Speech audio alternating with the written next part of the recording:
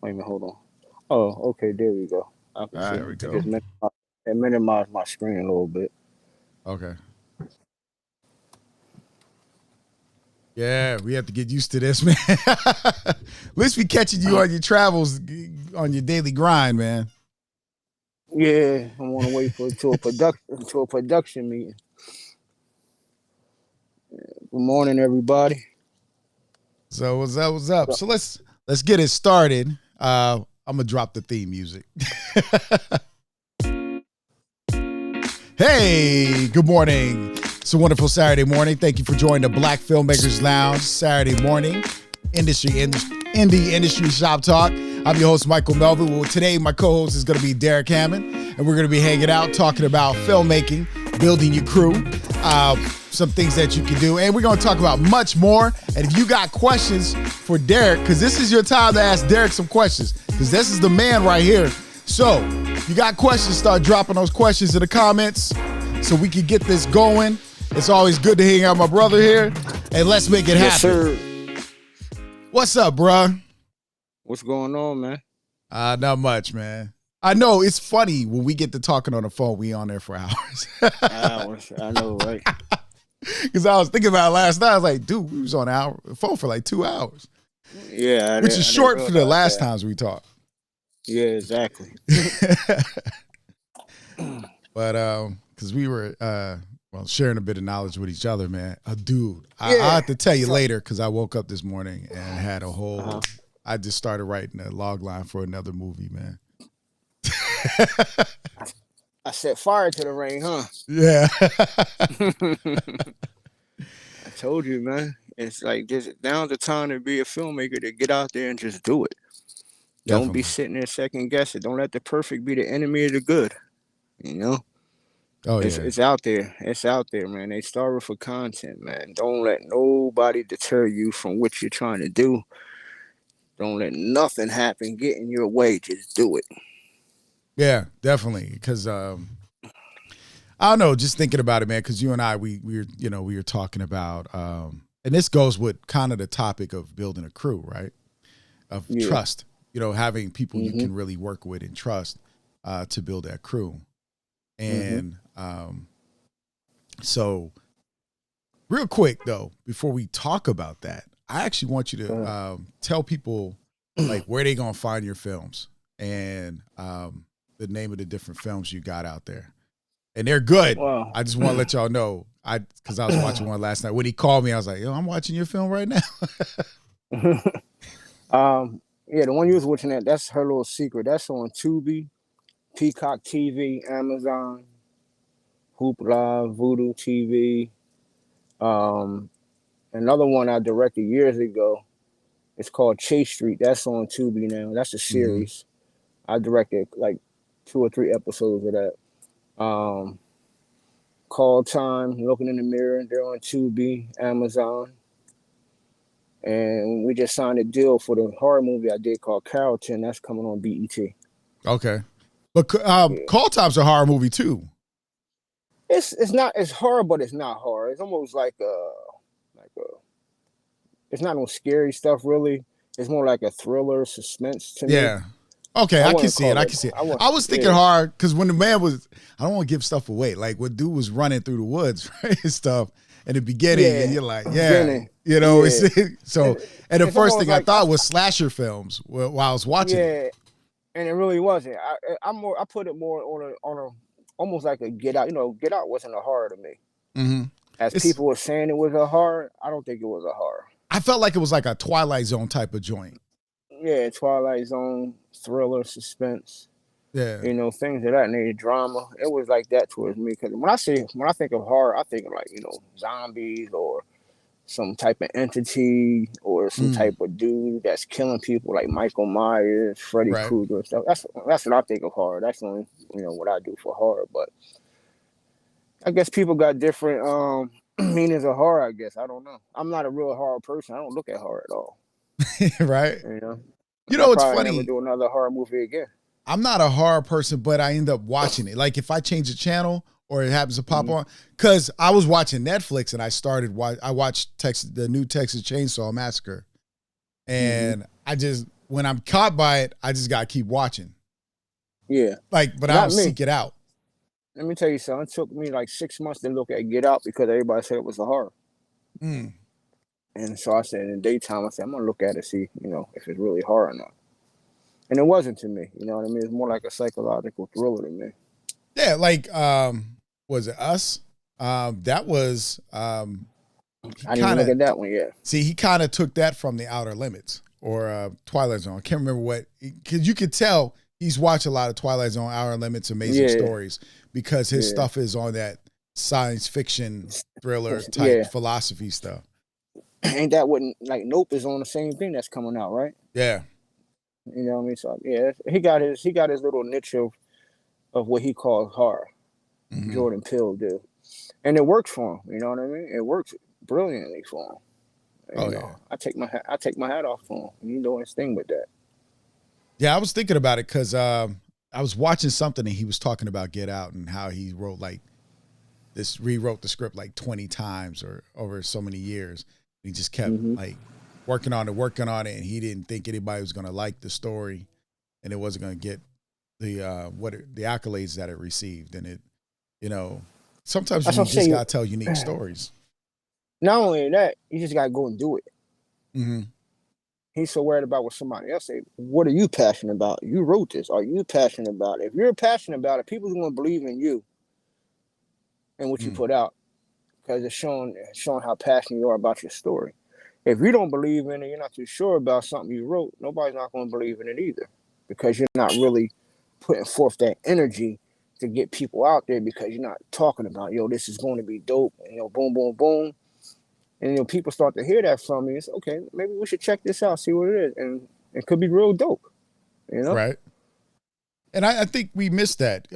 Because, for me, it's like, I'm always in the mind of you have to have multiple stories, and you have to think about the stories you want to tell. Because we were talking about last night. My number one question to everybody is, why are you doing this? Are you doing it for the fame, or are you doing it because it's in your blood to tell stories? Because we are, in many ways, natural storytellers when you think about the griots and the way we passed on our history.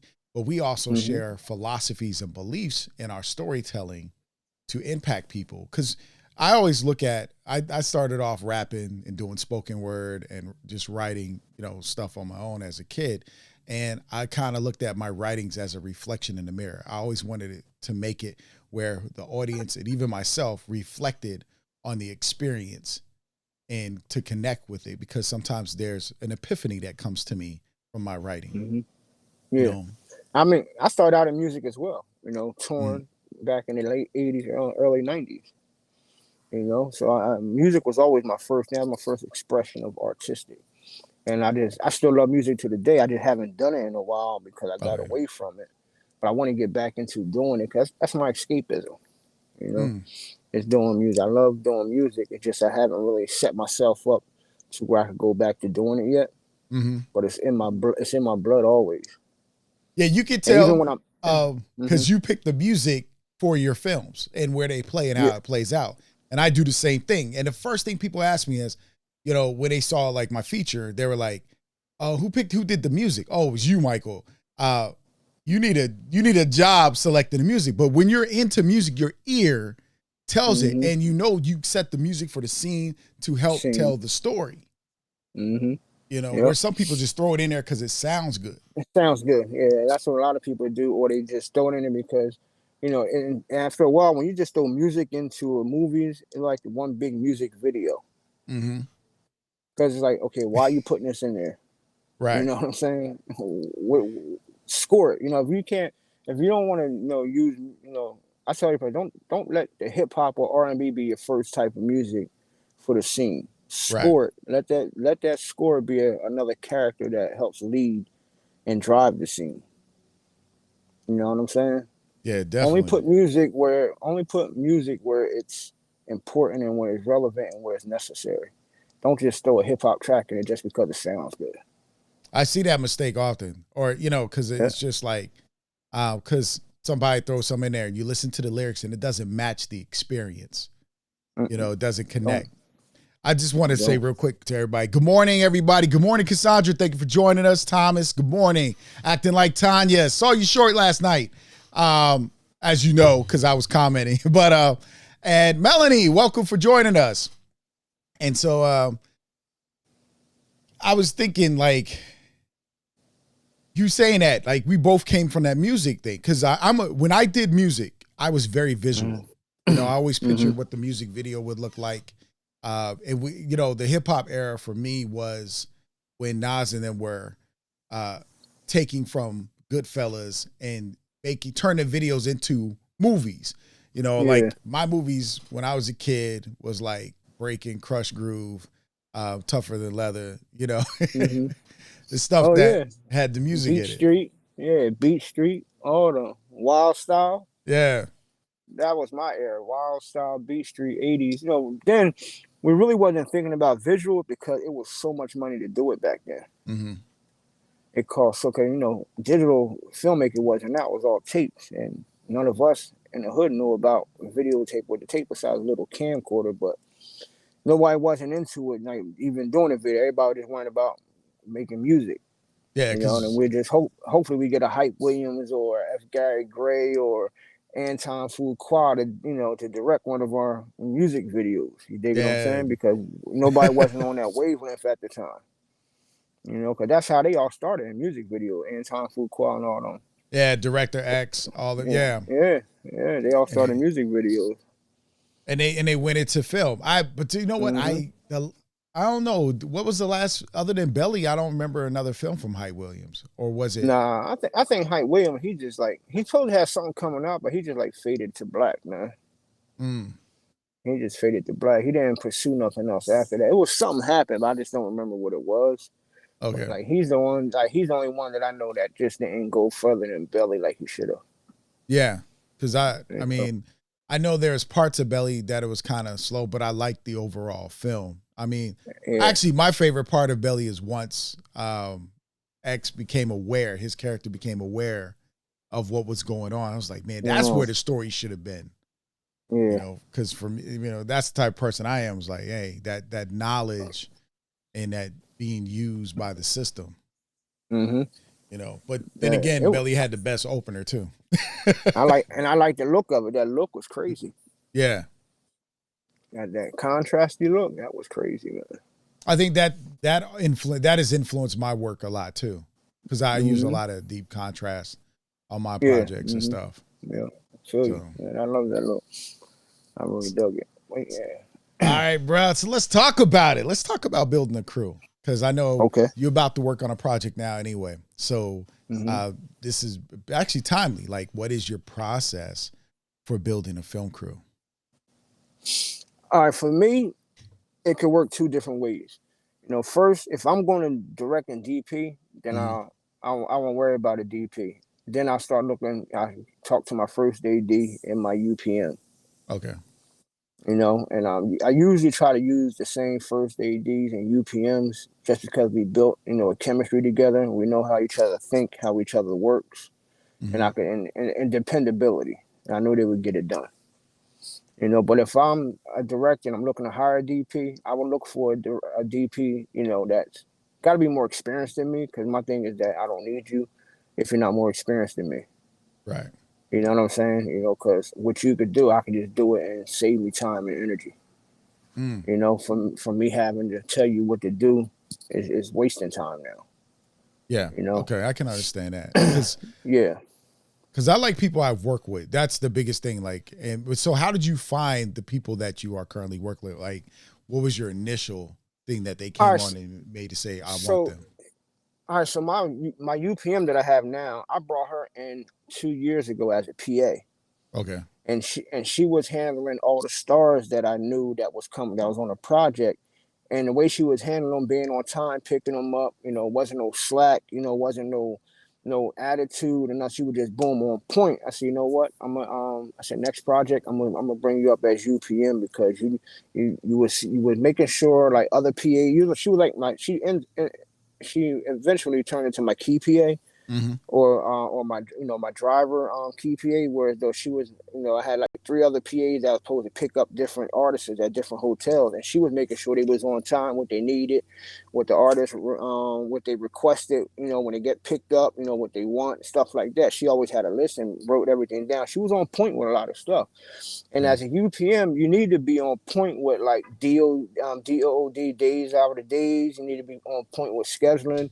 You need to be on point with making sure the hotels is booked and the air flights is booked and they're getting picked up from the airport. They're on time. So I brought her in, and she worked out well with it. And my first AD, Sam, she was dope as heck. You know what I mean? But she got out of the business because she just I guess she just got burnt out and she moved back west. So this new one, she was an actress, but I seen her started doing different stuff behind the camera, first AD and stuff like that. She started out second AD. Okay. And then I said, you know what? I'm gonna try on the first AD, see how you do things. And when she started putting the schedule together, the way she was like getting everything on time and the way she was running my ship on set and everything, I'm like, okay, I could deal with you because I could deal with this because you kept me going and you will let me know, D, we can't do this shot if you don't hurry up, or we only got this amount of time for this next shot. If not, we got to cancel it because we're gonna run because we still got 3 more scenes to do. So she kept our ship on course at a time where we wasn't wasting a lot of dead time doing nothing. And she didn't like that, we just standing around shucking and jiving. She was like, Dave, we can't do it, we got all this, wait till we at rap, then y'all can talk all y'all want, but now we gotta make a movie. So she's real stern in what she does. Okay. And she's on point, and she is like my protective barrier from people trying to get to me. She intercepts and be like, okay, what you need? You know what I mean? Yeah. Let me see if I can do it. Let me handle it. If I can handle it, then I'll go talk to Derrick or I'll go talk to the producer. But you don't need to be going straight to him right now. Definitely lets you handle what you need to handle and stay focused. Yeah.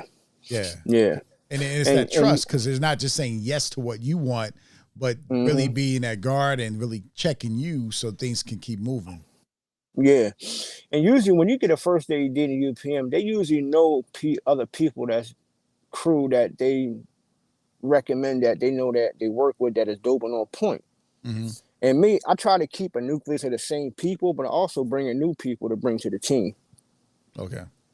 And so therefore, they bring extra people in, PAs, whatever. I give them a chance, and if I like them, I might even boost them up as wardrobe props lady, or maybe best boy grip, whoever they are, what they like to do. I always ask them, what is your point? Like, what are you trying to really learn in this besides coming in as a PA? Like, where's your angle where you want to see yourself? Is it the camera department? Is it lighting? Is it directing? Is it DP? Like, what is it that if they tell me what they're trying to do, then I will try to push them in that area to help them learn and get further along with that. Oh, see, that because you're grooming them, you're preparing them, and later they become a part of that crew in the future. Yeah, exactly. So that's what I try to do. I always ask them, like, especially PA, like, especially coming out of school, like, what do you want to be at? What is your type? What is the work that you want to do? And they tell me, I want to do sound. Okay, I hook them up with the sound department. You know what I mean? They might just start out as a boom operator. You know what I mean? Yeah. Where they just hold a microphone, but it helps them, understand what it is, because now they're going to talk to the sound mixer as well. And I just like it. Like, I like keeping the same people around, but also like helping people grow and to try to help them get to where they want to be at, if I can. No, I get you. I'm with you on that, because I think when you groom people, you're preparing them for the industry so they can get other gigs. So you're actually helping them twice, because you're helping them so they can get other jobs. But then when they're available for you, they know how you work, how you operate. Yeah. So it's still a well-oiled machine that's continuing to keep running, because if this guy can't show up, you groom this guy, they step into the spot and they just keep it moving. You don't have to worry about it.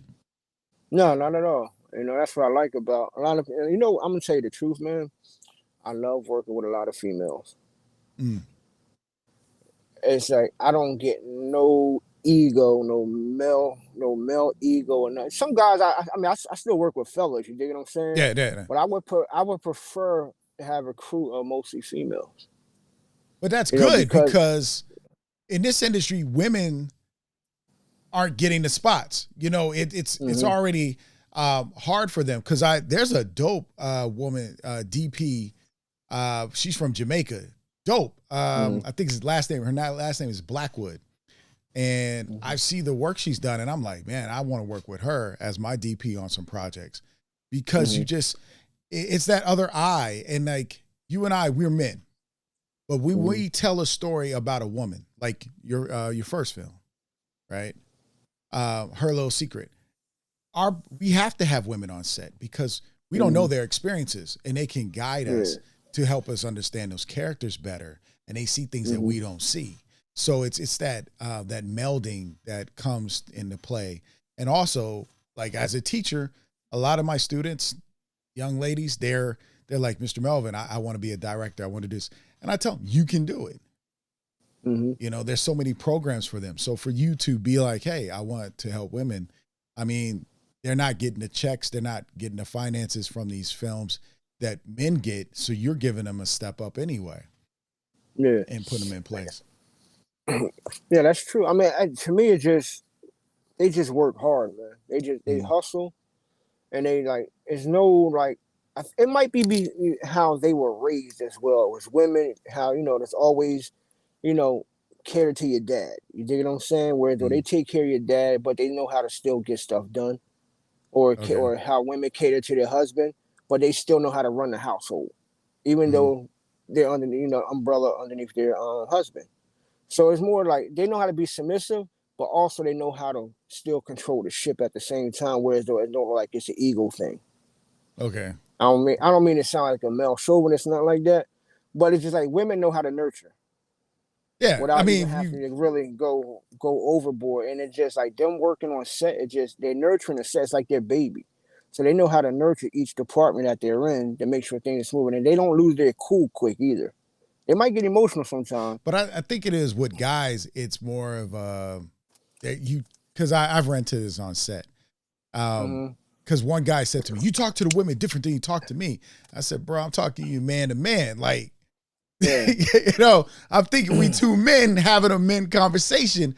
You're a man. These are women. I do talk to them differently because my respect level, I still respect them the same way, but it's like you can't talk to a woman the same way you talk to a dude. It's like I had a student talking to the girls in my class. He's like, bruh. And the girls were like, we're not your bruh. Right. And I said, why do you keep calling them bruh? They keep telling you stop calling them bruh. But a lot of women do like bruh. My daughter be saying bruh. I'm like, I'm your father. I'm not your bruh. Right. So it's a young thing to me, man. And I'm hip with it. I'm cool. But she knows when to say daddy when she needs something. You know what I mean? Right. And it's just I don't know, just women, man.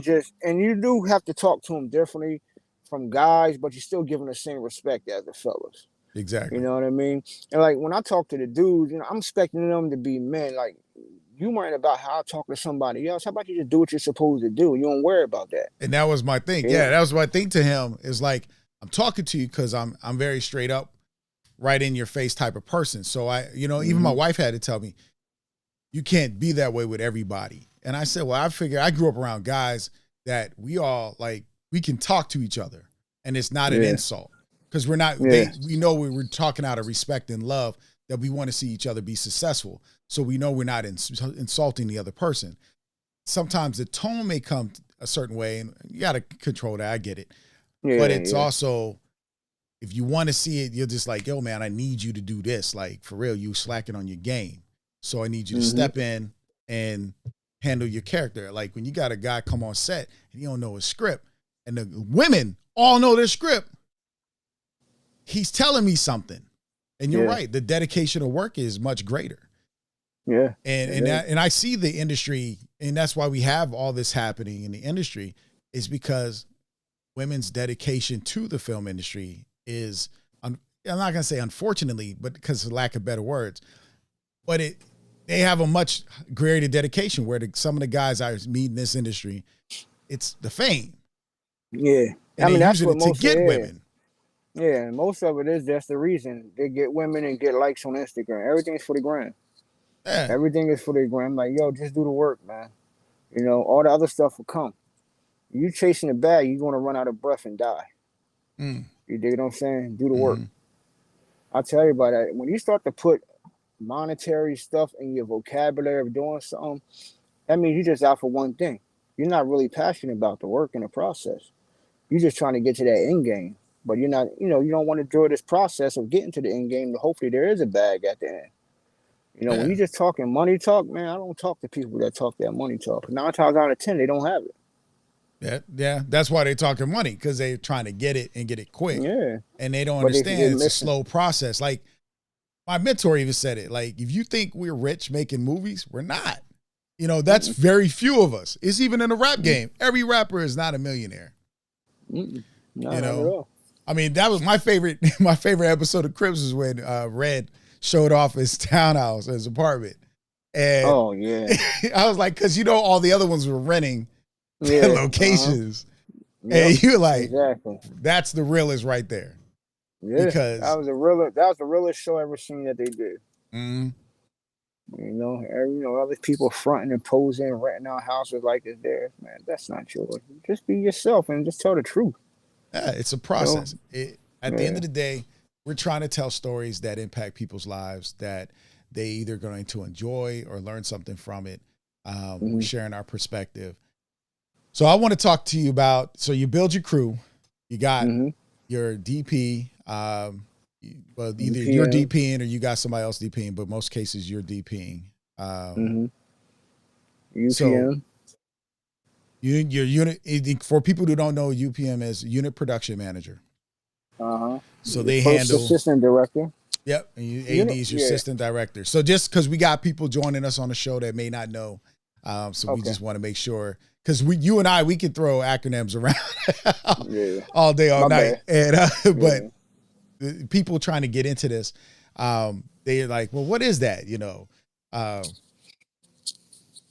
So now you got production your manager. Now that you got your crew. Well, tell me about your unit production manager. They do the day out of day scheduling. They make sure they do the day out of day scheduling. They make sure the props is bought. They make sure the scheduling is right. They make sure all the actors got their pickup time and drop off time. Making sure whoever's coming in town, they get picked up from the airport.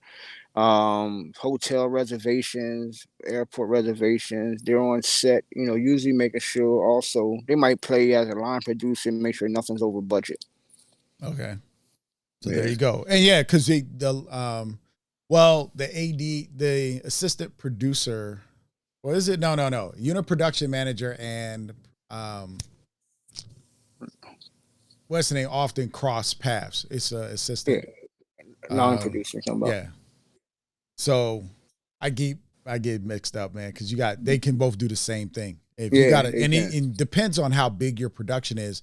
Like that's some productions have both because they have a lot of money. UPM. Yeah, exactly. Yep.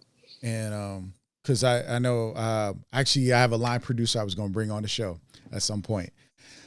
So you get your crew. So after you got those crew members, are your other crew members from their references, or do you pick the other ones too? I usually the ones they're usually already on the team already. Okay. They're in house with me. So my grip and gaffer, my set designer, which is my partner. He builds sets with me as well. Sound guy is already on in house. So a lot of stuff is already under our production company that work for us. Okay. Yeah. So how big is your crew? Like on average for your projects, how big are you working with? It could range from like 12 to like 36. Like Carrollton, we had 36 people on the crew. You know what I mean? And the last one I just did, we had I think 10 or 12.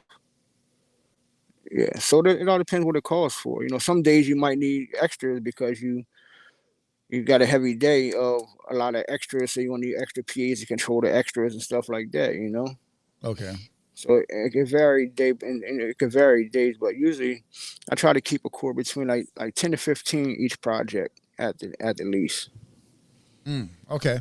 Yeah. Now, you can always do it with less. You can always do for less though. Yeah, I got a question.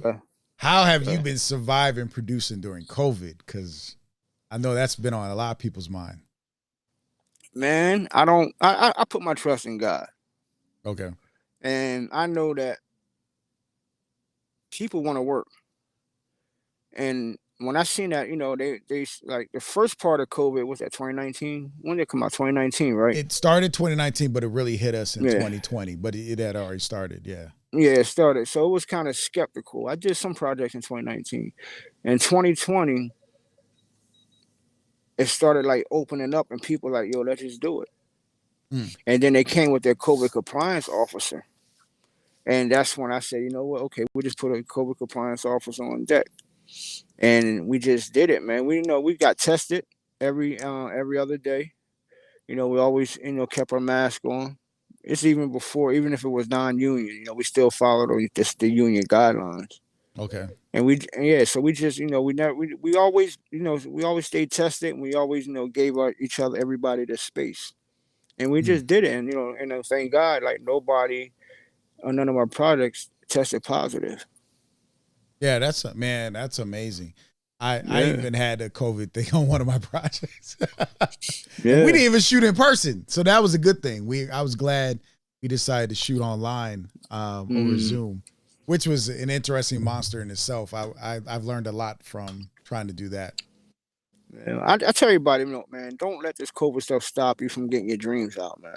Mm-hmm. Like always, I just do it, because right now, like I always say, Mike, right now is the perfect time to get content out there, because pretty soon this wave is going to be over where you're not going to get those dollars that you could possibly get now from these streaming platforms. We're doing the right one, and please, whenever you sign it, make sure you sign a contract that you will make money, or that you see that you make money. You put these, a lot of cats put these sign these like aggregated contracts, and they don't see a dime of their project at all. After and they get spend all that money. After they're spending their money, and 9 times out of 10, they ain't getting no money up front. Mm-hmm. And they see their money, they see their products on these platforms, and then they get their quarterly reports, and it'd be like $20, $30, because the aggregator took all the money up front. Yeah, and they hit them up. So they hit them up. We were talking about advertising. Remember, we talked about that, and I tell people all the time, like, in most cases, you've already designed the poster. If you understand the industry, you've already made your posters, you've already made your stuff. And I know we were talking about people have to figure out their platform first to drive their audience so they can get those numbers. Because the phone calls I got for some of my projects was, hey, I want to put your project on my platform. I'll pay you on the tail end. And I already spent the money on the budget. So I'm not getting my money back, or a portion of it.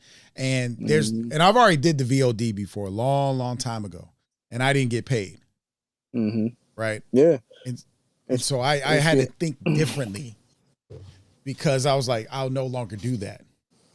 Yeah. And I think a lot of us don't get paid from that, because these distribution companies, aggregator companies, they put this high price P&A price, printing and advertisement price at $20,000 to $25,000.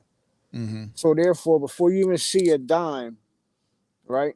Money comes in. The producer will still take their percentage that say y'all did a 60-40 or 70-30 split. Right. They will, when the money comes in, they will take their 30% still as their producer fee, pay them, and then whatever's left, they would take it and put it on their print and advertisement. You still don't get your 70% yet, because you still got to get that 20,000 and 25,000 print and advertisement down. So every time money comes in, they're going to get their 30% producer's fee, and whatever's left over, they're going to put on that, that P&A, the P&A, 20, 25,000, whatever they charge for P&A. Right. They're going to add it to that, until you pay it off. And they can even, and they'll add stuff to it. They'll be like, oh, we had to promote it again. So we had to put the E&O insurance on it. We had to make another flyer, or we ran some more ads. But they ain't running ads, really. A lot of these people I see, they running on their personal Facebook pages or Instagram pages. It ain't sponsored, right? So they're not paying nothing. It's free. So how you want to charge me is something you're doing for free? they crooked, man. They real crooked. And I Okay. just wish like people, when y'all sign these deals, don't sign all your damn rights away. You know, Absolutely. don't sign all your rights away. If you go into somebody, all they deal with is AVOD streaming services, don't give them your SVOD, your subscription video on demand services, because that's locking you in where you could take the SVOD and take it somewhere else and make money. Okay, so While they're for the doing it, viewer, AVOD is whom? Like, give examples of at what AV. oh, AVOD is like Tubi, Peacock, things that people like that, Amazon. You know what I mean? They that's a part of AVOD, and subscription SVOD is like All Black, Urban Flicks, Netflix. They're subscription based. Mm-hmm. And a lot of these filmmakers, they sign all their rights to this one person because they're greedy. You know what I mean? And then 9 times out of 10, they're just going straight to AVOD, but they locked your SVOD where you could have took your SVOD rights and took it to maybe an All Black or Urban Flicks, or maybe we got lucky at a Netflix. Right. And the You other know? part people don't think about is the international distribution Yeah. because it's two And then separate that's things. Though those contracts are all different. And if you give one company that power, that means they run it all, and technically they just got rights to your stuff, and you can't do nothing with it. You can't do nothing with it, and you got to make sure you really tell them if you want domestic or you want to give them international. Mm-hmm. I usually just give domestic. Okay. You know what I'm saying? Because international, you can make more money on your own going international with your own stuff. Right. And 9 times out of 10, if you go international, you'll never see what the heck it makes because it's so much BS that they bring back to you on those quarterly reports. Like, okay, how did this come about? Where is this money going to? Yeah. It's just so much. So try to keep it domestic where you know where your money is going. And if you feel as though the numbers ain't right, man, audit them. Yeah. One thing And they that would should hate be to in do your is audit. contract. Auditing that company should always be in your contract.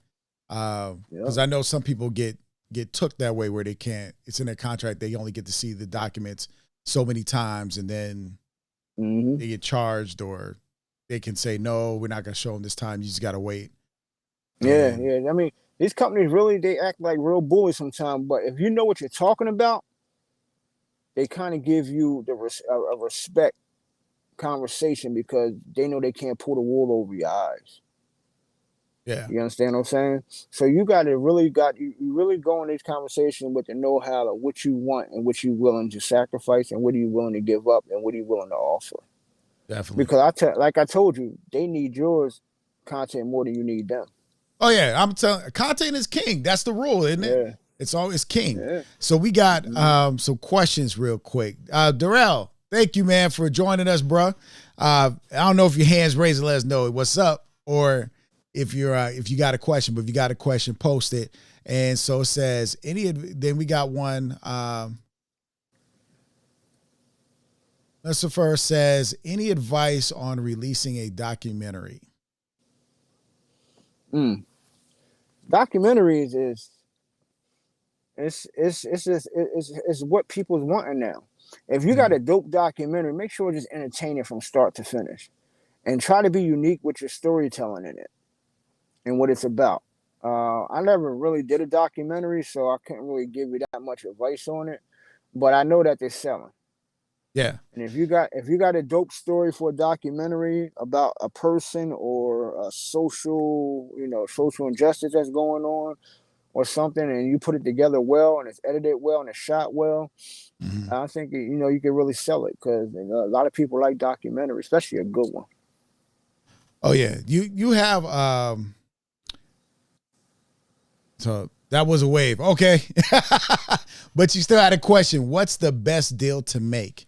That was Darrell's question right there. What's the best deal to make? And that's a hard one to answer though, because that's based on you. Yeah, it is. Yeah, it's based on you. What's the best deal to make? The best deal to make if you could go straight to the content person directly. This is what you do. Go to all the acquisition departments in those streaming platforms or wherever you're trying to get it to. get the acquisition department information, then ask and then email the acquisition department, how do you get your content on their platform? And they will give you a list of the things you got to do. Now There you you don't got go. to go through no aggregating, no distribution. You're going straight to the source as is what is going to get you the it's going to get you on the platform. That's what I've done myself. When All Black was called Urban Movie Channel, Mm-hmm. I went info, and I went Urban Movie Channel.com, and then I wrote into the body. I would like the information to get to the acquisition department so that I could see how to get my content on the platform. Okay. It took a week, but they got back to me. You know what I mean? Even same thing with Urban Flicks. You go and get the email from their website, and you just email them who I get in touch with the acquisition department at your business, and they will give you the person's name and their email to get to talk to them, But see, and then sometimes that works, but in most cases, some of those companies, they actually want you to have an agent or a lawyer no, that's not contact true. them. Is that not true? Only one want that is Netflix. Okay.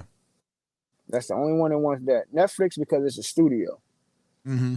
And of course, like Amazon, they're big, but it's easy to get on Amazon now. You know what I'm saying?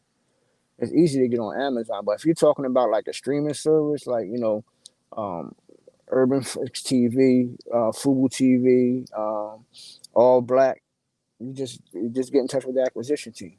You go on their website, you can get the contact information, Yeah, and there you they'll go. direct you. Okay, this is who you talk to get your so we can review your content. Okay. Real quick, I wanted to drop this in there because the question was about documentaries. Probably the person you might want to holler at about getting documentaries.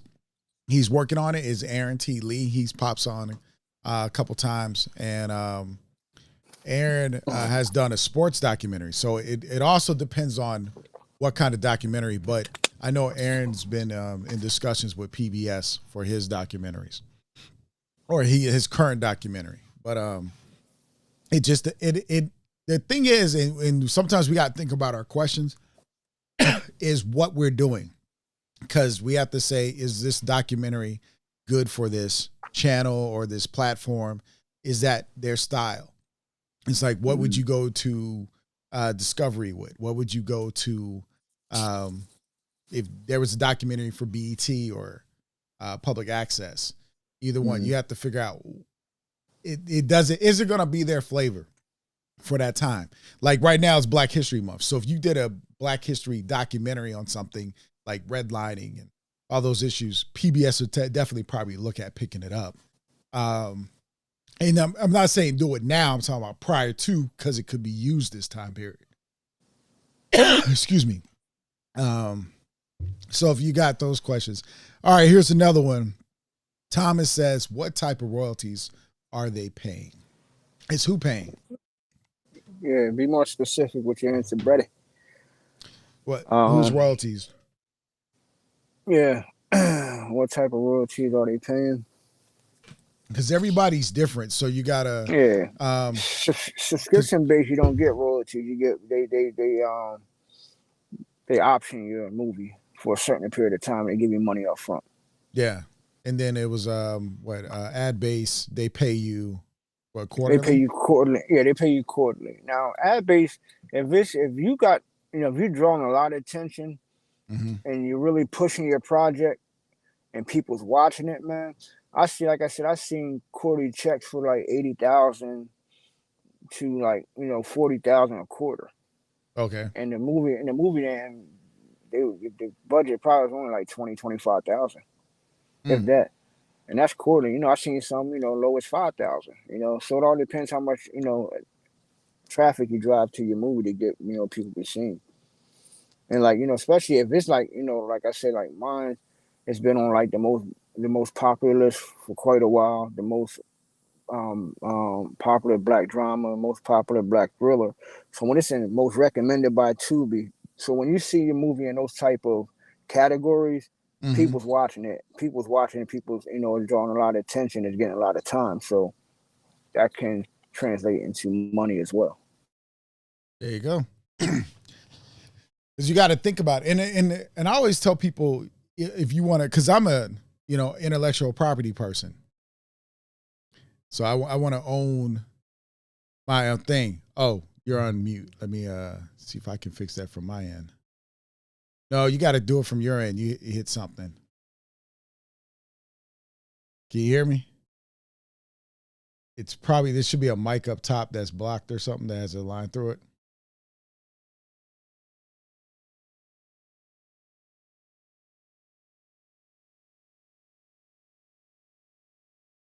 It says guesses muted themselves. I'm trying to figure out, but you got it. Okay.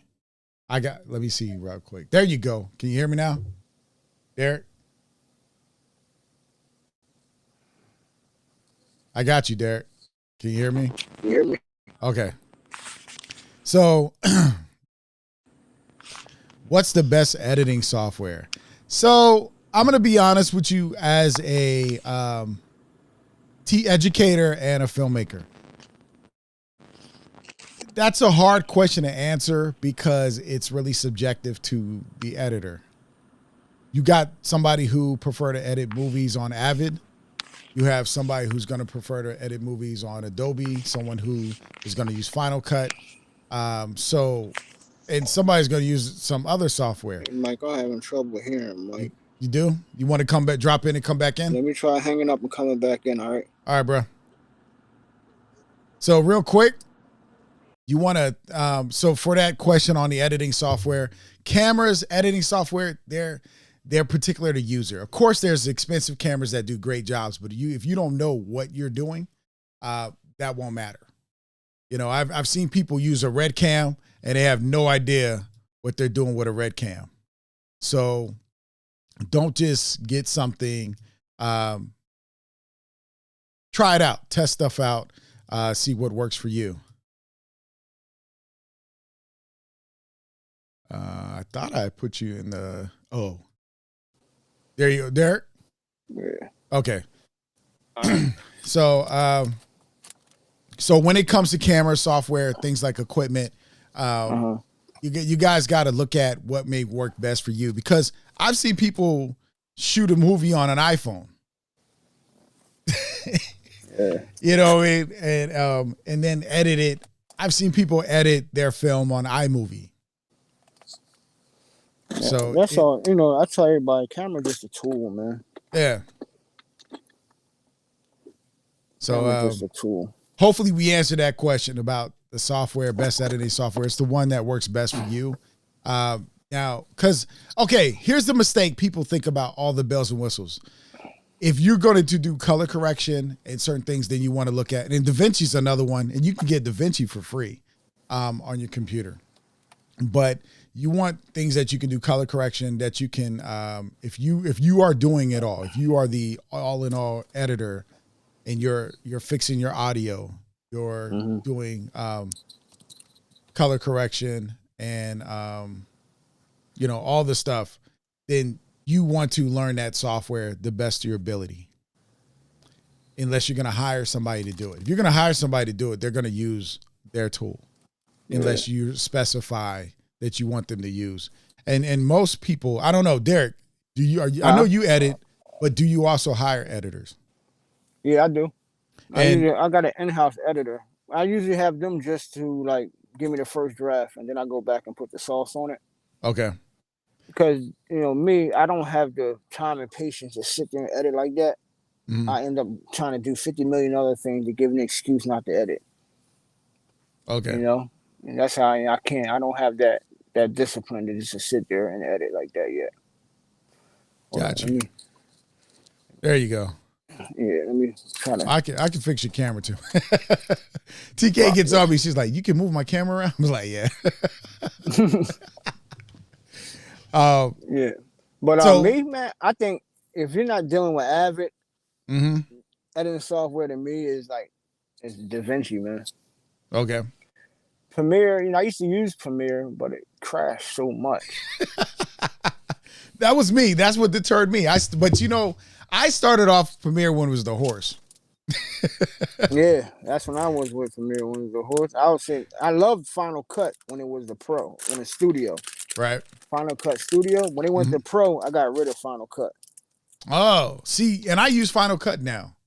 Yeah, I went from, which is funny, I went from Premiere to Sony Vegas. No, okay, I had Avid, Premiere, then I went to Sony Vegas. I had a friend who worked at Gannett. She taught me how to use Media 100. And I'm telling my age at this point. Because those are old softwares. Yeah. And so when I worked at the college, I used Avid, and grad school I had to use Avid as well. Okay. So I've no Avid, but I hate Avid. Yeah, Avid to me, see, the difference is I like things quick, because when I get in the edit, I just want to drop things, go, tweak it, move on. I remember with Avid and Final Cut, you used to have to open this folder, then open this folder, then open this folder. Yeah. And I hated it. And I love the first Final Cut, though. But when they went to Pro, that's when I was like, they done lost me with this one. To me, it was more like iMovie Pro. Okay. You know what I mean? And then DaVinci, I always loved their color grading software. It was expensive. It was like 10 to 20,000 back in the day to buy it. You know, it's only studios use DaVinci Resolve color grading until Blackmagic bought them out, and that's when they made it accessible to us consumers. And then the editing started getting better. Then they bought Fusion. Then they bought Fairlight. Right. And they all added it on to them. Like, it's not bad. I don't crash. Yeah, and that's the thing, because the only thing you don't want to do, I remember Adobe, I had a 2-hour spoken word joint that I filmed for somebody, and it was rendering, and it crashed. It already started rendering on Friday, so it crashed on Monday when I was at work. Came back, had to start it all up again. It didn't finish rendering till Friday. So that's what I'm saying. Why it takes so long to render? Like, DaVinci don't take that long to render, man. Yeah. Now, I mean, Premiere is much faster now, but yeah, it's much faster now. They always seem to be a little behind, though. Yeah, it still crashes though for some reason.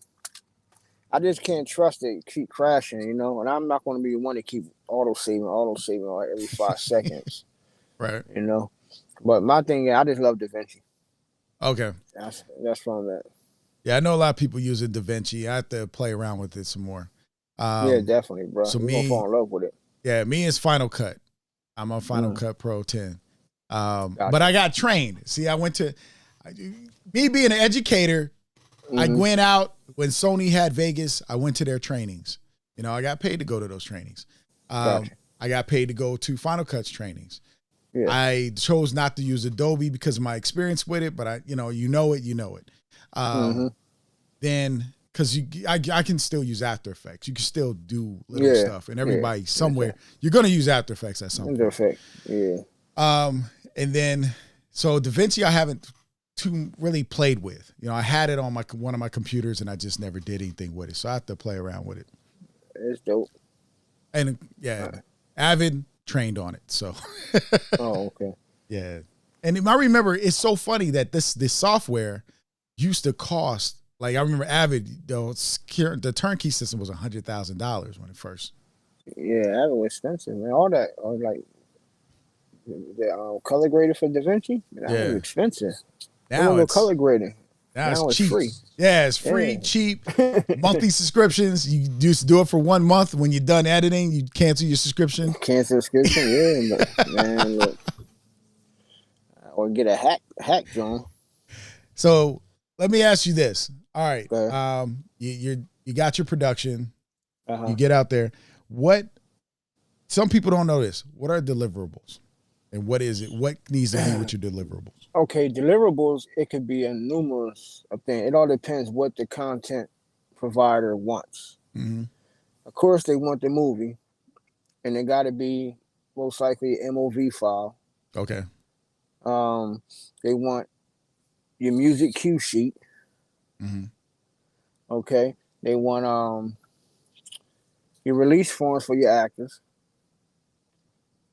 And all the contracts. Make sure they sign. Now, there's one company asked for my production crew deal memo. I said, for what? They work for me. They don't work for you. What the hell you would need to see them for? Right. It has nothing to do with you. Why you need to see my workers? Oh, I know what that was. Your budget. What? They wanted to know what your real budget was so they can make you an offer based on your budget. Nah, they don't ever. Right? They never ask for the budget. Oh, okay. No, they don't ask for the budget. They don't ask for. I don't know what it was for. I don't know why they asked me about my crew, and did they sign on anything? So then then they want okay, we got the cue sheet, the actors, the crew. They want to see if you own they want to see the copyrights of the movie. You got to copyright your movie. Right. They want to see your they want stem tracks of your audio. So they want one stem track of dialogue, one stem track of, or whatever, how many dialogue tracks you might have, one or two. They want a track of your Foleys. They want a track of your ambient sound effects, music. Okay. You know what I mean? They want all of, and that's how they use that to make their trailers and also to EQ it out for whatever platform is going on. So, because filmmakers don't think about that, having everything broken up in tracks. Because I remember my first film, I had the dialogue was different tracks for each actor, for characters. And then I had my music layer. Yeah. And then we had, of course, all the Foley, all the sound effects. And we had them on disc because, we'd burn them off of Pro Tools and keep them on there as files. So, but the most independent filmmakers, they don't think in that manner. It's pretty much one stereo track. You want a stereo track, and that's wrong. They want, I always tell everybody, create separate tracks, stem tracks, they call it. Create that separate stem tracks because even if you take it to a mixer, they're going to want everything separated anyway. An engineer. And usually that's what they do in-house. They send it to the engineers so they can clean up whatever they need to clean up, EQ whatever they need to EQ to make sure it meets the broadcast standard volume. You understand what I'm saying? So that's why they want everything, music track, Foley track, ambience, dialogue, explosions. They want those on separate tracks so they can EQ it right to meet the broadcast standards. Okay. So do you not do that before you turn it over? You usually do that already. I mean, I do it myself, but I don't know. Like each platform is different. Okay. Each platform has its own way they want their audio. Same thing. Each platform wants their video certain ways. You know what I mean? For instance, like Carrollton, we shot anamorphic at a 235. BET wanted a full frame. Yeah, they wanted 235, and they also wanted a full frame of it. I'm like, okay, good luck with that shit. Sorry. I know, because it's like us on the phone is different than. Yeah. But yeah, so it's like, you got to be mindful of these types of different ways you deliver and you output your movies, because you can run into a problem here and there depending on where it's going at. Right. You know what I mean? But yeah, even like deliverables, it's like some companies, they don't want, like one of the companies ain't asked for no music cue sheet, didn't ask for no actors, they just want the movie in the trailer. Okay. That's it. They gave a lot of money up. Because you said something earlier, even though you're doing a non-union project, you treat it as if you're doing a union project. Yeah. So you just never change the practices. So do you do the same practice with all your deliverables? Are you making sure? Yeah, I try to like take like the ones that has the most items that they need for deliverable. I still try to keep that one just in case I run into somebody or another company that has the same criteria that you gotta deliver or the same thing. But other than that, it's like usually it's no more than 5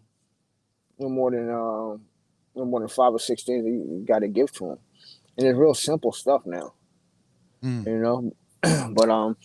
yeah. So, and did that answer your question, man? Yeah. No. I just because for me, well, I know this stuff. You know what I mean? But that people listening, some people are getting into filmmaking. Some people are like, well, "What are you guys doing? How's this process?" There's a lot of people, and there's a lot of things. Even though some people have been making films for a while on the independent side, they don't know what it is on the industry as you're moving up that line towards Hollywood productions and projects, and especially dealing with things like a Netflix. Because I know that most filmmakers are going to try to look for getting those Netflix contracts. And that's Netflix Amazon, really is not paying that much no more. Now they Netflix is not overspent. paying. Yeah, then Netflix not paying independent movies that much no more. I wouldn't let the outcome of your success that you made it by being on Netflix. Mm-hmm. You understand what I'm saying? People think, oh, I got on Netflix, I made it. No, you didn't. It's a whole other world out there. Yeah, we were talking about it. Amazon changed their numbers. You know, it was a couple years back, but they lowered it. It used to be what, 12 cents a view, and then it dropped to 6 and 2 cents. Yeah, it's like 6 or 2 cents now, and that depends on the viewership. If you get little viewers, you get like 2 cents. But if you start to get a little traction, they might give you 6 cents.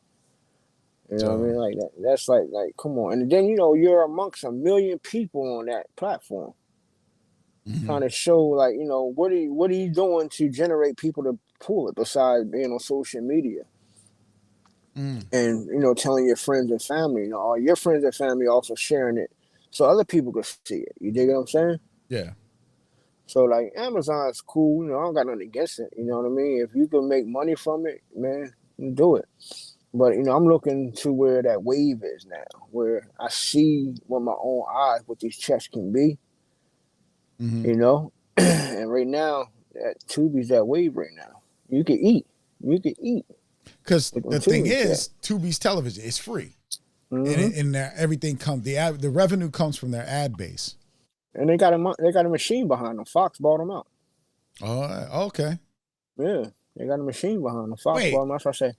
How long ago was the Fox buyout? Because would that make Tubi Disney? Last year.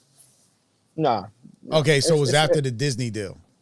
So it's like different subsidiaries of Fox. Yeah. Man. No, I was thinking about it because you do Fox. I think what is it? They got rid of the movie part. That's where Disney took over that part, but they still kept. And then some of their network television shows. Oh, okay. Remember, because now Simpsons and all that is on Disney Plus. So they put the other Fox content on Hulu that they wouldn't put on Disney Plus. Disney Plus, yeah. So if they did it, because like a lot of people, we talked about this maybe earlier last year when Discovery acquired Warner Brothers, Warner Media, and that's who is in charge of it now. So because people are trying to figure out why don't they have what was that show we all used to talk about, Lovecraft Country, why they canceled that so quick. And then she also explains it too. But wow, what was it, money? I think it was a little bit of that and some other issues. Yeah. So let's talk about, because I know there's people trying to figure out, Derrick, what's their process? Let's say somebody has a script. They got a movie, they got a script. Are you the person that they would reach out to say, hey, I have a script. Would you be interested in reading it? And, acquiring my script, or how's that process for you? I wouldn't ask to read the script at first. Okay. I would ask, let me read the synopsis. You know what I'm saying? For example, I'm not going to sit here and read a 100-page script. Okay. You know what I mean? If anything, I might read the first 10 pages. If that don't get me, if it ain't structured right, I probably won't finish. But I would tell them, I think you need to do this. I think you need to do that, to really grab the people's attention who reads this script in the beginning, so they will finish it for you. But I would just ask to see the synopsis. If I like the synopsis, then I would talk to them about, like, what are you trying to do with this? Are you just trying to sell that? Are you trying to sell your rights? Or are you trying to option this script? Or are you trying to sell the script? You know what I mean? Yeah. Sometimes, I want to sell it. I say, okay, what is your price? If I like the script, so what is your price? And give me your price. If I do the price, I say, okay, if I can't do the price, I say, how about I give you this and I give you this much on the back end? Okay. And give you a co-producer credit as well. You understand what I'm Okay. saying? Mm-hmm. But then they do it that, okay, cool. 'Cause that's what call time. That's what we did for call time. We bought the script, and that's what we did with Carrollton. We bought the script. So You know what I mean? now, here's the question: when and you don't have to answer you want, but with call time, you bought it where you own the rights to call time? So if Derrick Hammond said, you know what, I want to do call time too. Yeah, that's what we did. We said we do call time 1, 2, and 3. That's how we had in the contract. If we wanted to, you know what I mean. It was supposed to be the 2, but we got the script. We didn't like it. Oh, okay. Yeah, we didn't like it, so we passed on it. Hold on. Yeah. So that's what I would do, like for writers. You know what I mean. I would definitely, I asked them what type of script is it. If it's interesting, I said, well, send me a synopsis. And then if the synopsis is pretty dope, then I would read it. I would read it. And if it's like, okay, what do are you trying to sell it? Are you trying to shoot it yourself or what? Well, I want to shoot it myself. Have you shot anything? No. So I can't get behind you on that one. Right. I said, if you want to take it and do it on your own, cool. I wish you the best. Any information you might need how I go about it. If I'm not busy, I will help you out. But I'm not going to get behind it. Because I would like for you to come on so you can see how it's done. So maybe the next script you wrote, you'll be ready to do whatever it is you want to do to it. See, now that's okay. So you're giving an option saying, hey, yeah, you've never done one before. So I'd rather you come on and job shadow basically. Yeah, learn the process. Job shadow, process of everything. Producing, directing, whatever it is you want. You could be on set the whole 24/7, how long we shoot. Just so you can see what's going on to educate yourself and see how everything is done. Because people think it's just easy. This stuff ain't easy. Not at all. You know what I mean? You just worrying about, posting for the gram, I'm directing this, I'm directing that. Nah, it's way more than that, man. I think, and we talked about it before, but the problem with the social media content is they're skits. And in most cases, they're really skits. And it's hard because you got to be mindful that, you made something that's going to hold people's attention for a minute to 3 minutes, but you're talking about a 90-minute project. I think he misunderstood. I'm talking about they just want to get that accolade and the director should post something for them, not post a video for them. Post like, I'm director of this, just to have something to talk about, not knowing it's a process to get this thing done. That's the other conversation. They want the name. They want the name recognition of positioning instead of the process. You're not putting in that work to get it. You know what I'm saying? Like I told you, I said directors and producers, big up your actors that's in your movie, and they will big you up in return. Yeah. They're the ones out there, the faces they're going to see in your movie. So you put them on Front Street to move your machine, because they will go above and beyond. You know what I'm saying? Especially if it's a pretty woman or a handsome dude and he got a nice following. They're definitely going to be the ones that's really going to get the attention. Not us ugly directors. Nobody want to see what we look like. You know what I mean? Man, Derrick. Nah, homie. They want it.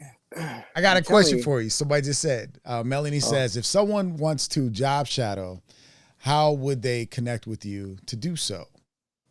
Now, Derrick's in Jersey, right? Yeah, I'm in Jersey. Yeah. Mm-hmm.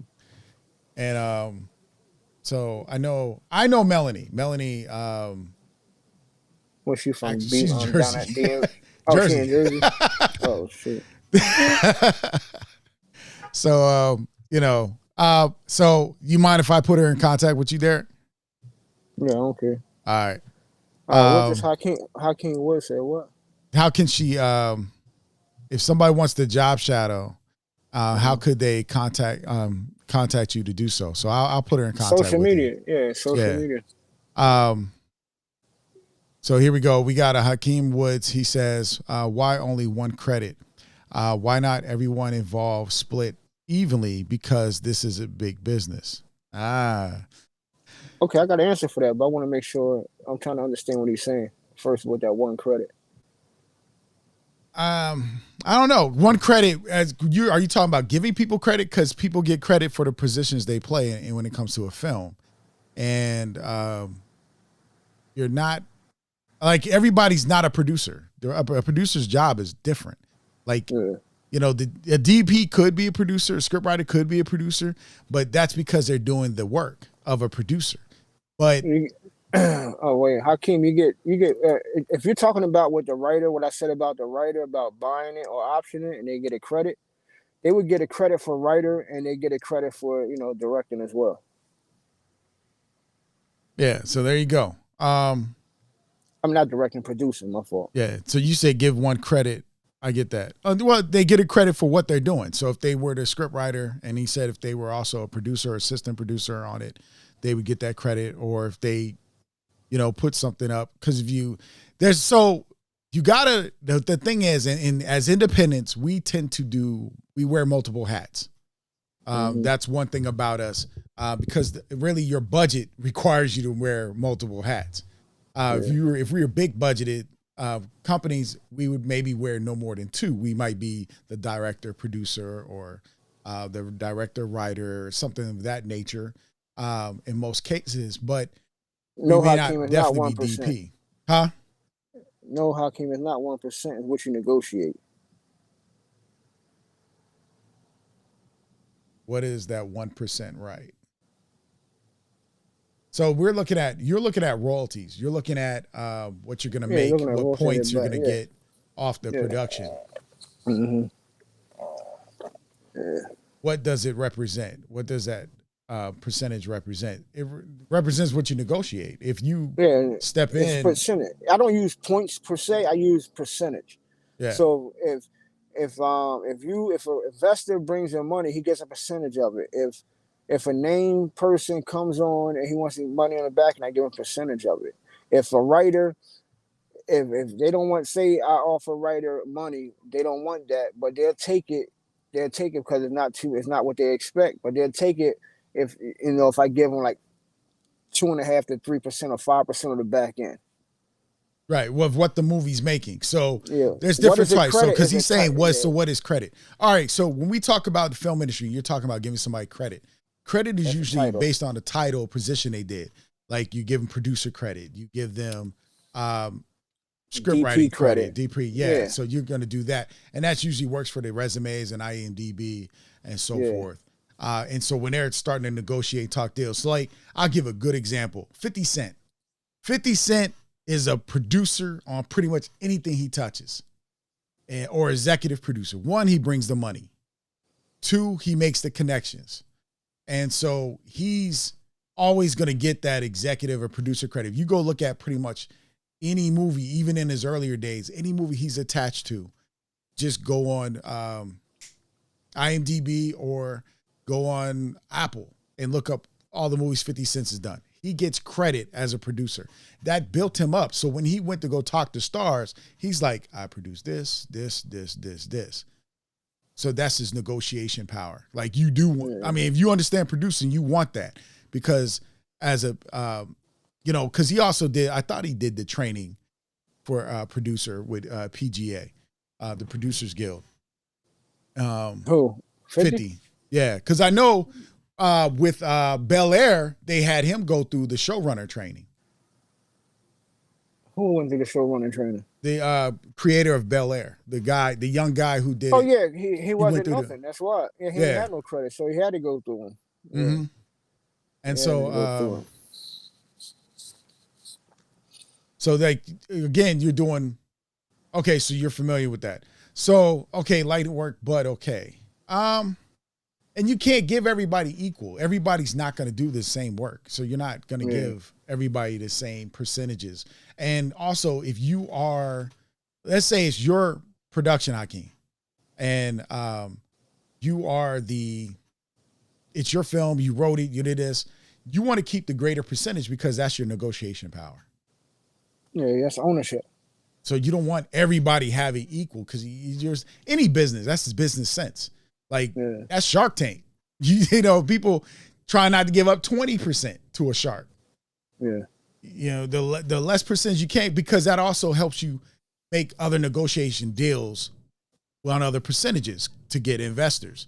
So if you gave away equal percentage to every single person, when you really need the finishing money for your production, you ain't got it because you don't gave it to everybody. Yeah. Now, I will say this: I want to try this.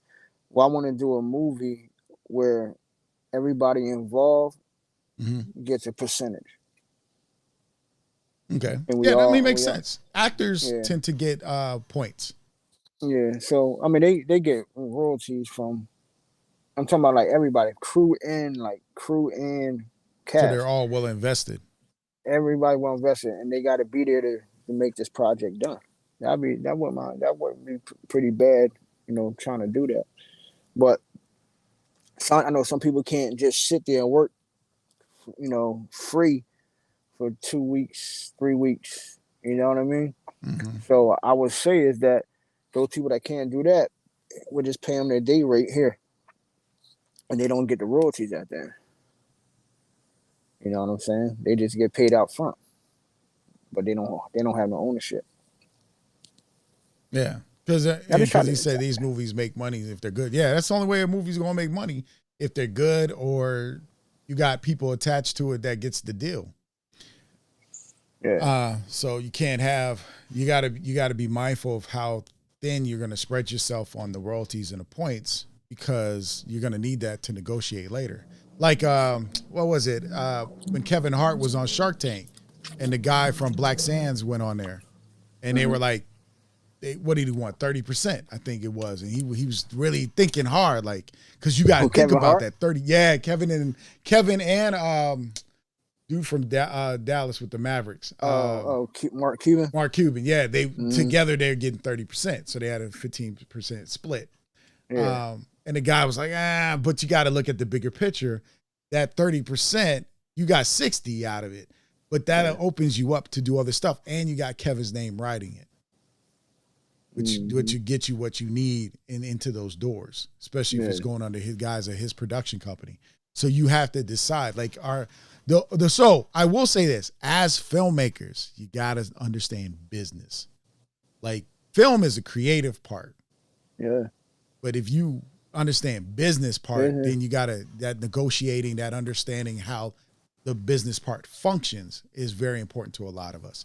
And we overlook it because as artists, we go, I'm going to make this thing and it's just going to do it. Sometimes it don't work out the way. I was telling Derrick, I said, I made my first feature film refinancing my house Yeah. and spending my own money because I don't like borrowing money from nobody or taking money from people. If it flops, it flops on me. If it makes some money back, it makes it. I take the brunt of everything, because the worst thing you want to tell an investor is, I lost your money, because you may not Well, be able to get everybody back. first thing I always tell them is nothing guaranteed. Right. I tell my investors it's nothing guaranteed in this business. So it's a possibility we can make money. It's a possibility we won't make a dime. Mm-hmm. Now, do you still want to be involved, or you still want to get in bed with me? I tell them that's the first thing I tell an investor, that's going to invest with me. And that's with everything. If you invest in Yeah. stock, the stock can crash Yep. and you If lost it all. anything. It's the same thing. And that's why I said business is so important, because then Yeah. you understand it and you make different decisions, and then you go, okay, you know what comes with it. All Mm-hmm. right. So it's it's that time. If y'all got questions, pop them in. We'll try to answer them the best we can, or we'll definitely bring Derrick back on, because I love to have fam on there. Derrick has always been with us, and you catch him on Saturdays on the Black Filmmakers Now, sitting in the comments, and he'll talk to y'all. So, are there crowdfunding platforms that are solely for filmmakers? No. I thought there was one, but I can't remember what it is. But really, we did start off using Indiegogo and Kickstarter, but everybody's Yeah. on it now, and their terms have changed. Oh, Yeah. you They can have. use Facebook, lets you do crowdfunding now too, just to let y'all Yeah. know. But it's like I don't see none that's just for filmmaking. Yeah. Well, there was one. I got to remember. Once I There remember was. what it is, I'll post it. I never did crowdfunding. Okay. For some reason, it seemed like the people I knew that tried it, they never got their goal. It varied. Like I did it. I didn't get my goal, but we did get the money to shoot my short film for grad school, because I had to do crowdfunding for grad school. Like, you had no See, other choice. that's a different thing. When you put up a purpose like grad school, they will Mm-hmm. come and help you. Or if it's like a positive note, like cancer or something like that, Mm-hmm. money will come in. But Or you just somebody say you want to, attached to it. Yeah, That's somebody one. attached to it. Yeah, money will come to it. But other than that, I think I never did it. And I probably never do crowdfunding. Okay. It's just me. You know what I'm saying? My thing is that if I can't get it, and it ain't meant for me to have it right now. Hmm. I'm not saying that nothing wrong. If you want to crowdfund, that's cool. But I don't know. It's just something about me begging like that. You know what I mean? And, I mean, that's the way I look at it. Okay, But yeah. There we go. it works Darrell for. said Seed and Spark. That's the one I was trying to think Oh, of. okay, That's the cool. one Is for is that still around? filmmakers. Is Yeah. that still around? That's still Mhm. around. Oh, dope. See, I never heard of that before. Seed and Spark. Thanks a lot, D. Yeah. So, because I was kept trying to think, I know it is because I kept trying to figure out what, but there you guys go. But like I said, Facebook, man, you have the tools, but like I was telling Derrick earlier, I got so many scripts. I just thought about turning them into a novel, sell the novel, and then make the movie. But how you know you're gonna make the money from the novel? Is what I'm saying. Because as an independent, well, I've sold books Man, look, before. I Man, say, I've self-published Mike, before, so I Mike, know how to Mike, do that one, Mike, man. Mike, Mike, you putting up, Mike, Bruh. Mike, you putting up barriers to slow your BS up for not shooting the damn movie, man. I told you, No, bro. I'm be shooting. Don't sleep. I told you my DP comes back to you work in study, June. So, you study long. You're gonna study wrong, man. Study long, study but wrong. no, I was because we were talking about. I was like, because I think about it. If you take a lot of people are making books to sell their books to be able to fund stuff, and I'm like, it's easy. Like if you, with the way the internet is, I don't think books is happening no more, is it? yeah, It is. Okay. yeah, bruh, yeah. Uh, People buying them. I mean, I went to okay. I do research. You know me, before I do anything, I'm gonna do some research first. I'm Mm-hmm. not gonna just jump in. But I Yeah. went into Walmart, man, and all these books. Now the prices are different now. So you're Oh, looking at okay. the books are a little bit cheaper, like $6.99. Unless it's somebody really, really attached to it. But like the urban books and stuff, Yeah. yeah, it's $6 to $12.99 and stuff. Nothing's in the 20s. But Okay. when I did my book, it was Uh-huh. $12.99. And my other Okay. book was like my first book was like $20 because I had my artwork in it. So it was in color. That's more Okay. expensive. But when you're printing something cheaper, like my second Gotcha. book was like 85 cents a copy at $12.99. I was racking up, bro. Oh yeah, yeah, Yeah, yeah, I was killing yeah, my debt. So you know what I yeah. mean? So and that's what you got to think about. What other ways can we fund stuff? But I even had it one time. I thought that if our community, and now I'm gonna get real, the black Uh-huh. community would Uh-huh. just took $1, Uh-huh. and we got everybody to put in $1 to see projects, businesses built and stuff.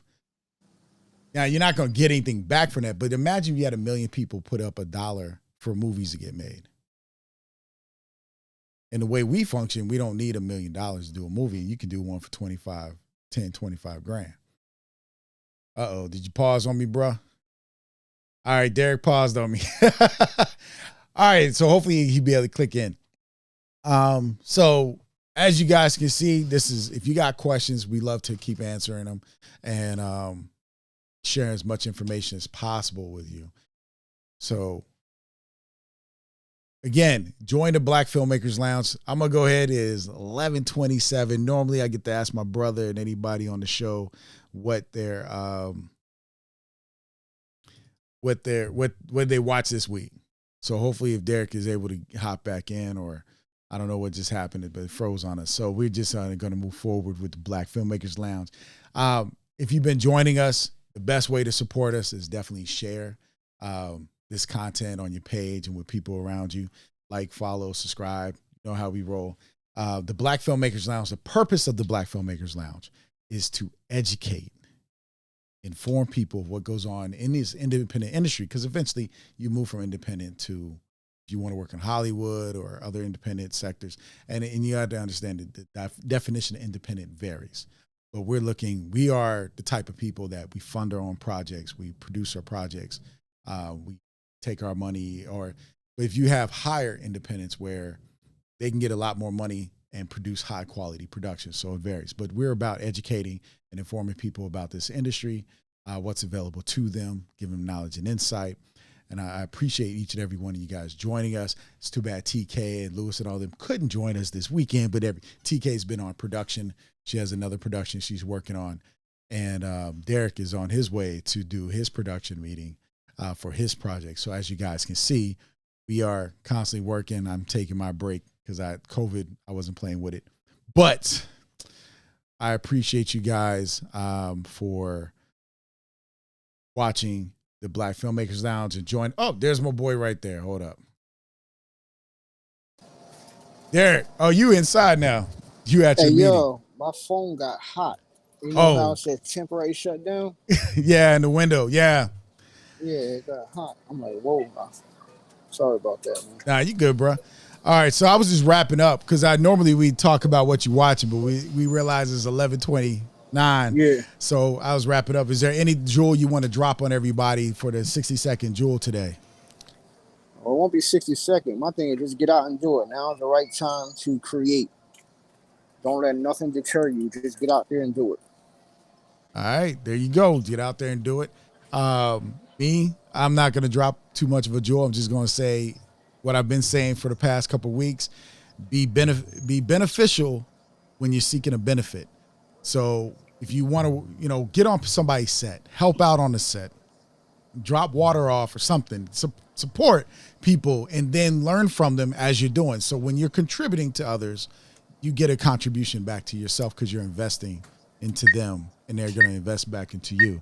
So as we say at the Black Filmmakers Lounge, be strategic, intentional, and authentic. And once again, make sure that you're networking, you're connecting with people, and you're just becoming a part of it. So I'm Michael Melvin, and I like to thank my boy Derrick Hammond for joining us at the Black Filmmakers Lounge. And like I said, we miss TK, we miss Lewis and them, but hopefully they all come back and hang out one day. And we bring Derrick back on because we know we got a lot we can still talk about all day. But again, like, subscribe, and share. Let us know that you support us, you love us, and we got you guys. So we will see you guys not next week. Oops, I'm sorry. I will not be on next week because Mr. Melvin promised Mrs. Melvin that her anniversary will be special. So Derrick Derrick was like, you gonna get in trouble. So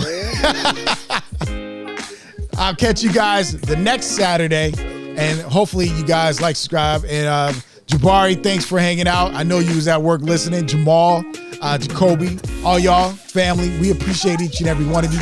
Thank you for joining us, and we'll catch you Saturday after next. All right, we love y'all. Peace. Like, subscribe, and share. Make sure you share this on your page for other people. All right? Peace.